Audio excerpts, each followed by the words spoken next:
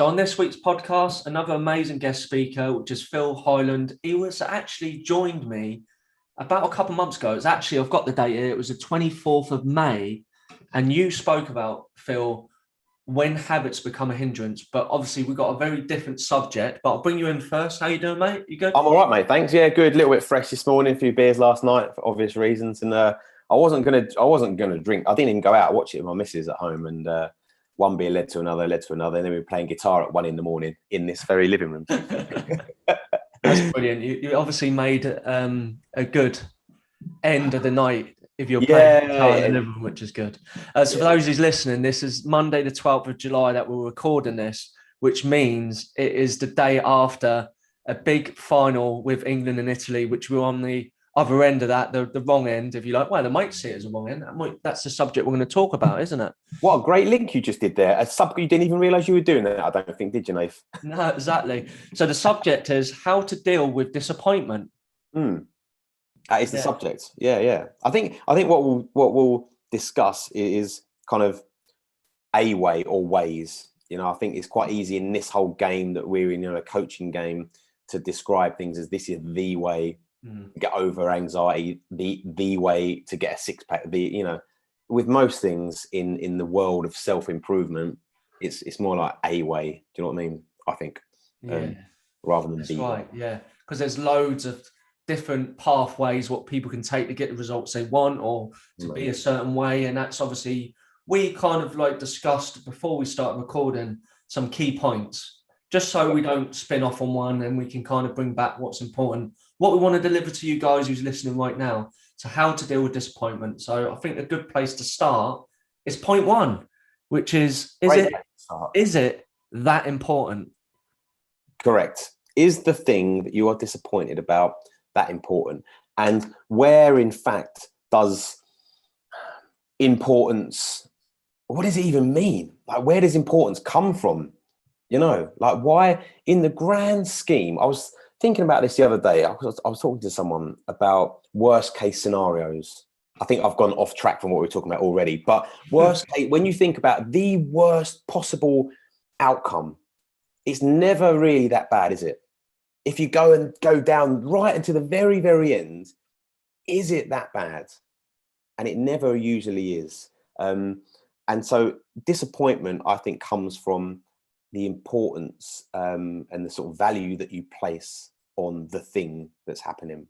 And I think that comes from perceptions and how you perceive what's going on around you, and if you perceive something to mean a lot to you, then it puts it higher up the importance list. But actually, again, if you think about it, am I perceiving this as the way it should be for what it is? Or am I perceiving it through lenses through which I'm seeing the world? And we see the world differently according to how we feel, right? We've got a sort of, a jealous lens. We've got the anxiety lenses, and it's how, one situation can mean one thing to you one day, and the next day you're tired, you haven't slept, you're hungover, you're in a fit of jealousy or whatever, and that same situation seems to be completely different, even though it's exactly the same, and I think that's where importance and therefore disappointment comes from, how we're perceiving what's going on. Yeah, I mean, it also could be triggering, don't they say, that hits 1 or 3 of your dirty dozen fears. That's where disappointment come in. On one of them we discussed was failure, wasn't it? That's huge. When you feel that feeling of you've been a failure in a certain situation, that can really hit that emotion of disappointment. Totally. I don't know if you know this. I went on Ninja Warrior, a TV program. Do you know that? I didn't actually know that. No. Oh, mate, you need to see the video. I'm not going to put the link on this podcast. You're not going to put it on either, mate. People can search it themselves, because it didn't end well, man. It didn't end well. But I'll spoil the story. I went out on those first steps, the red steps. Yes. I fell off the last one. I was too powerful for the jump, mate. The jump was too small for my powerful legs, and I jumped over it. Yes. That's my excuse. But that was about 3 years ago. That took me quite a long time to get over the disappointment of that event, right? And I like that then I still had a pretty decent handle of my mental state, right? But I fell into the water and I was just like, oh my God, I might just take a massive gulp and never come out again. Oh no. Because I came out, there's a camera in your face. They're like, and their face, because I'd given it the Billy Big Balls beforehand, like, oh, yeah, I'll feel the burn, I'll do this, I do that. And I was that bloke that you see that they use oh shit, this is bad news. And I came out and their faces, the bloke behind the camera's face genuinely was like, mate, what happened?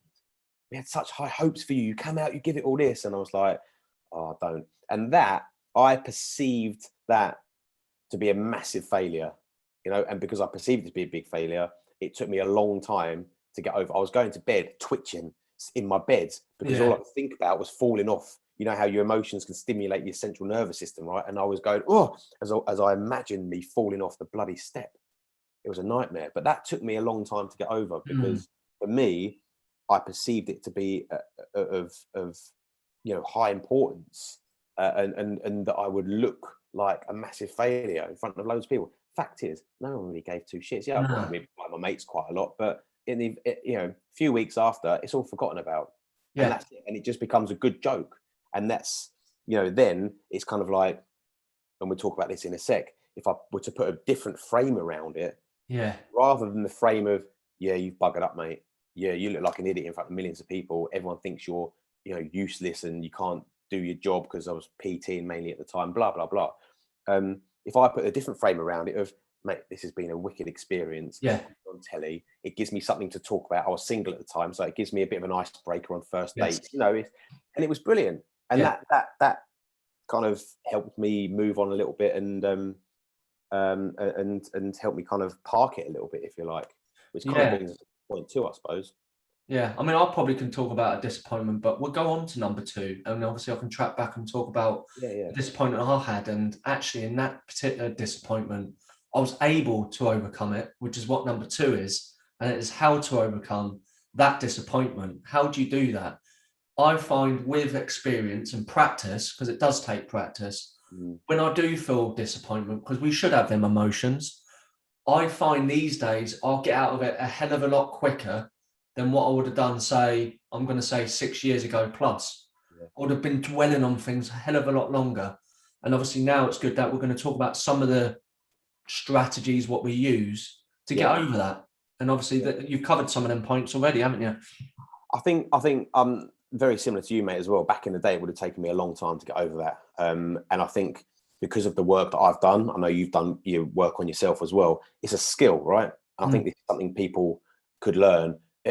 Getting over disappointment and if really managing your emotions, you know, mind mastery is a skill. And that's where, you know, meditating daily and journaling and loads of tools that I teach on my program and you can read and learn about. It's not just something that you do and then you, right, I'm brilliant now, I can get over disappointment. It's you know, we train our body physically in the gym. We need to train our mind for the skills that help us get over things like disappointment. But I think one point is that not suppressing it. You mentioned there, we've got to allow ourselves to have these feelings, right? And a lot of people spend a lot of time, effort and energy trying to run away and eradicate certain feelings. You know, I've got to get away from feeling of disappointment and fear. Anxiety is a big one. You see people posting about how to eradicate anxiety forever. Well, it's never going to go anywhere because it's, you know, our mind is like a house, like a mansion. And it's full of rooms and each room represents a different feeling. Blimey, what the hell was that? That was the post. Maybe jump out my skin. An earthquake. Woo! You're gonna have to play that back on slow mo because you're taking the picture, mate. But yeah, imagine our mind is like a mansion, a big house, and each room represents a different emotion, right? We can't get rid of the rooms, but what you can do is train yourself to spend less time in them. You know, we have to have fear, we have to have anxiety, we have to experience disappointment. Otherwise, we wouldn't know what the feeling of achievement feels like. You know, rule of opposites and that, yin and yang and whatever. But not suppressing how we feel is a big one. You know, sometimes it can be easy to think, I should be able to get over this. I've done some training, I should be able to get over this. But listen, sometimes like Ninja Warrior, that kind of meant quite a lot to me at the time, you know? Or we might have a house sale fall through and it's a house that you fell in love with. Sometimes you just got to allow yourself and think, Jesus, man, I'm just going to chill for a little bit. I'm going to allow myself to be disappointed, because the more I say, don't be disappointed, get over it, and the more we suppress it, it's like if you're trying to keep like an angry, bloody Alsatian in a cardboard box, what happens? The more you push, the harder it pushes back. Oh yeah. You know what I mean? And so equally, if you run away from the Alsatian, the faster you run, what happens? It runs after you. Yeah, I mean, one of the destructive behaviour you do see is the whole ostrich in the sand, isn't it? Yeah. Where people just go completely off the radar and then bury their head and think it's all going to go away and not face it. Yeah, it doesn't. It's all a that lot worse. just makes your eyeballs itch, mate, covered in sand. Horrible. Yeah. You know what I mean? Doesn't get rid of the problem, just buggers up your eyeballs. Still there at the end of the day. But yeah, I think allowing your not suppressing feelings is a big one. There are certain other techniques. There's one that I teach called a cut through technique. We won't go through on here. It's takes a bit of teaching, but that involves stepping away from the emotion a little bit. Often people use a journal, right? And they'll write down how they're feeling and how I'm feeling so bad. Oh, I really messed up. Oh, I wish it hadn't have happened.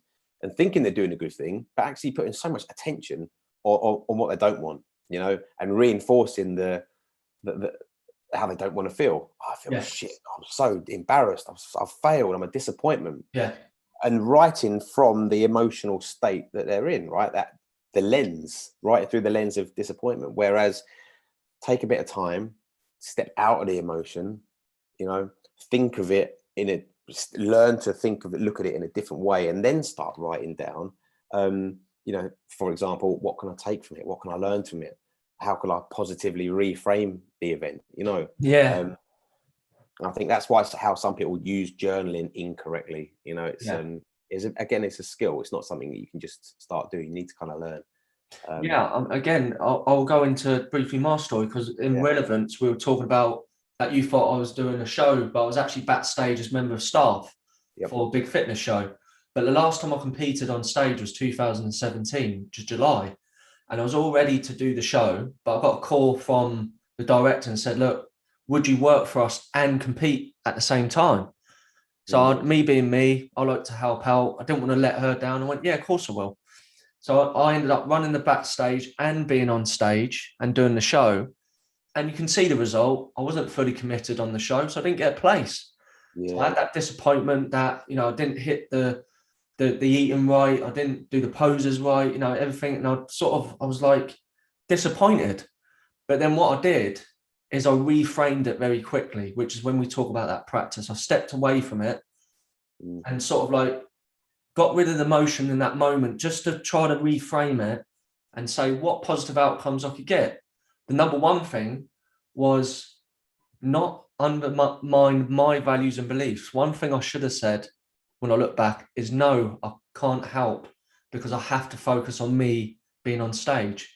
So I realized I fell into being a bit of a pleaser, trying to please others. So that was the biggest take I took from that. But the second thing is realizing that I need to try to realize that who am I actually inspiring being on stage? Because I realized my clientele was entrepreneurial, busy business people. They didn't want to be on stage with their underpants. But yeah, that's what I was doing. So there's two massive takes I took. And because of that, I was able to reframe, and that disappointment I quickly flipped. And it made me, in the future, make better decisions. Yeah, totally. And you did that because you've got the awareness to see what's going on, and the awareness to think, right, I can change this now.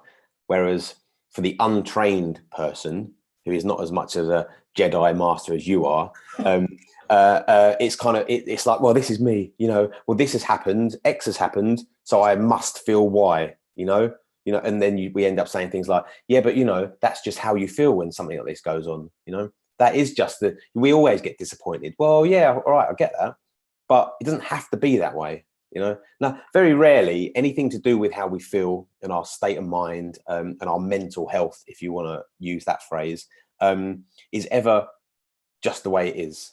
You know, oh, that's just the way it is. That's how it is. That's just the way I am. Nah, that's bullshit, to be honest, because everything can be changed. You know, I think that's a massive limiting way of thinking when we think that. Yeah, because I could have used limiting beliefs at the time of, oh well, you wouldn't have done any good even if you didn't do that. Yeah. You know, you could have had these, if you like, these negative put yourself down type of thoughts, which doesn't serve you. Like you said, it kind of just, it puts you in a corner, doesn't it? Yeah, you're almost justifying it to yourself, aren't you? Then, you know. Yeah, because you're letting yourself get away with the bad decisions what you made. Yeah. But again, it wouldn't made any difference, you know. Yeah, but if you don't have the awareness to realize you're doing that in the first place, then you ain't never going to change. If you're not aware of how you're acting or how you're being or what's going on, you ain't ever going to change it, are you? So awareness is a big deal. And to improve awareness, just very quickly, very, very simple. You hear people talking about going around, and just look at, notice the trees, notice the birds. And a lot of people are like, what is this rubbish you're talking about? Like hippie crap. Tell me to notice the trees, walking around my head in the sky. But no, if you think about it, it teaches you to become aware of what's going on. Yeah. On a very basic level. And once you're aware of what's going on, it's just developing the skill of awareness, and then you can start becoming aware of what's going on inside. And then you build that skill, and it just becomes second nature then. Yeah. Well, I think it leads on nicely with the third point, isn't it? Because we was briefly saying about the importance of not suppressing the emotion as well, which goes on to allow yourself to have these emotions. Yeah, man, totally. I mean, this is a big point, I think. And I wanted to say this when we come on. I said one of the first things I think we should say is allowing yourself to feel a certain way. Like, it's so easy, and it's go, oh no, come on. Especially as a guy, right? You kind of sometimes feel like you should be, don't get sad or don't be disappointed. Come on, get straight back in the saddle and all that. Come on, show everyone what a man you are. And I'm sure it's the same for women as well. But it's kind of like, it's like, I think that's bollocks, to be honest, because sometimes you need to allow yourself a bit of time to go, do you know what? Yeah, I'll bug it up. Yeah, I didn't get the result I wanted. I'm going to feel shit for a while. I'm swearing loads, mate. Sorry. But sometimes you just got to allow yourself, and don't listen to the people and the experts and the gurus and the coaches who say, no, get straight back in it again. Pull your socks up and, come on, do the work. Get involved, take action. Sometimes it's all right to just go, do you know what? Sod it. I'm going to just lay low for a couple of days, allow myself to feel like this. And another little tip, if on that vibe, is to say, right, I'm going to give myself up until tomorrow at 1 p.m. right? And then I'm going to draw a line, and then I'm going to move on. Give yourself a little of a cut-off time. I know that sounds a little bit basic and surface-based information and knowledge, but give yourself a cut-off point, like a deadline. I think that's a really powerful tool, actually, to do that. And just then you will just let yourself have it then, won't you? Yeah, exactly. Because it's like anything. When there's a deadline, you get things done. Like things end, and you can write it down. Even get a little journal and say, right, by Friday at 1 p.m, I will not feel like this anymore. Yeah. Or I will try to move on. And I think that's that's what I say. I think the important bit with this is, and I don't know if you fall into this, but I have been that person where I used to block my emotions, and just crack on and do the next thing all the time, to the point that people used to say, "Now, if you've got no emotions, you're like a robot." Like if I broke up with someone, and I wouldn't allow myself out of emotion, I'd be like, "All right, see ya," And obviously, it will just blow up in other ways. Well, I was going to say that it doesn't go anywhere. And emotions build up. Emotional build up is a massive thing. It's like pressure cooker, and eventually, that's why people just burst out into tears sometimes. Or just scream. It's just the emotional build up. So I think again, releasing emotion, regularly releasing emotion is a good thing. Is a good tool. But going back to what we said about allowing yourself, we can allow it for too long, and then, like we said earlier, it becomes destructive, right? To take over, and then we start when that happens, then we start exhibit or start taking sort of what you might call destructive, unhelpful, unresourceful actions. Morning routine goes out the window. We stop doing all the things that we do to make us feel good, which then make us feel worse. And we start questioning ourselves, go, why am I not doing this? I know it makes me feel good. Why am I not doing it? Another bad day, another bad day. And then certain people don't want to be around you because they're like, oh, well, he's not really good to be around. Then you start affecting everyone else, and then you start questioning, then you start seeing the world through a totally even worse lens. And everything gets worse, doesn't it? And then it's like a vicious circle that just kind of perpetuates. So Yeah. I love the deadline thing. I think that's brilliant. I think that's really Yeah, good. I think, and writing it down, like when you write something down, it almost brings the unconscious conscious, you know, and it actually brings, you're putting some conscious awareness on something that you want to happen. And just writing it down, you can even sign it if you want, make it feel like an official thing, you know, because then it's more likely to happen. Will writing it down make you feel like you're jumping through hoops and there's, you know, rabbits running around your feet every morning? Probably not, but it'll certainly help, you know, because I know people listen to this. Certainly me back in the day would have listened to someone like me say, write it down and it'll be fine, and go, whatever, mate, what are you talking about? Yeah. But It does bring it more real, doesn't it? When you visually see the date. Yeah. Like that's where I'm gonna set myself to be, like you said, at least going to be practiced to get out of it on that date. Yeah, and allow yourself to fully have it. Yeah, and that's the key. I corrected myself on that sentence I first said. Rather than saying, you know, by Friday 1 p.m. I won't feel like this. That's not the right wording, because you can't guarantee, because you probably still will feel a bit like, you know, disappointed or whatever. But it's, you know, Friday 1 p.m. I'm going to start trying to pull myself out of this hole. Yeah. And commit to taking a bit of action to move forwards. So yeah, man. Nice. So if you're listening to this right now and you're dealing with disappointment, hopefully this is really going to help you. We'll briefly go through it. Remember, number one is it really that important? Number two, some key principles of how to overcome it. Reframing is a powerful one. And number three, allow yourself to have it, but maybe set a date, write it down to practice getting out of that emotion. And I think we've covered quite a lot in them 3 points. Yeah. With a few stories as well. Few stories, mate. Yeah. And go on YouTube, Ninja Warrior. Yeah. I'll tell you what I'd like to finish with. And you can tell a quick, brief story of it. But you said about that Chinese story. Was that right? Oh, yeah. So we're talking about importance, and if something's going to be good or bad, you know, falling into Ninja Warrior. Oh, that's bad news. Well, is it bad news or is it good news? There's a little Chinese proverb, and it goes like, I'll say it as quickly as I can. So there's a Chinese, I don't know if he's Chinese, but we'll call him Chinese farmer. And he plows his field every day with a horse. But one day, his horse runs away. Now he's got his neighbor, we'll call him Dave, who pokes his head up over the fence and he goes, your horse has run away. Bad news, man. You can't plow the field. Bad news. And the farmer's like, well, bad news. Could be good news. Who knows? Anyway, they go to bed. Next day, look, the horse has come back. But this time he's brought 5 of his pals with him. So the old Dave pops his head over the fence. He goes, wow, look, your horse has come back and he's brought 5 more. How good is that? You can now plow your field 5 times as fast and earn way more money. Brilliant news. Farmer is like, good news, maybe, could be bad news. Who knows? Anyway, farmer gives one of these 5 spare horses to his son, jumps on it, does a few, you know, rides around on a horse, get a bit of a gallop and a bit of a canter, and I don't know why I'm doing that weird action, but that's not how you ride a horse. And he gets thrown off. And the neighbour Dave is over the fence. He's like, oh no, your son's fallen off. And look, he's broken his leg, his shin bone is poking out of the skin, his knees facing backwards. Oh, bad news. And the farmer, his dad, is like, well, bad news, could be good news. Who knows? Next day, war breaks out. And the army come in and they're like, yes, hello, everyone. We're recruiting for the army because we need a load of soldiers. But we can't take your son because he's broken his leg. His leg's mangled. And the bloke, Dave, he's like, good news. Brilliant. And the farmer's like, well, good news, could be bad news. Who knows? Anyway, this story could go on and on and on forever, right? Yes. Get the idea. Anything, it could be good news. It could be bad news. Rather than labeling something as, yeah, this is great or this is bad, just go with it. You know, just keep moving forwards and see what happens. Because we kind of can make things into good news or bad news, can't we? Yeah. And we get to decide that, which is quite cool. That is cool. That's a nice little hook to finish this week's podcast. And again, I was really looking forward to getting you back again, mate. Anytime, mate. We'll definitely do it again. Yeah, it's good time. Too right, man. Too right. Wicked. Cheers, buddy. Catch up soon. Nice one.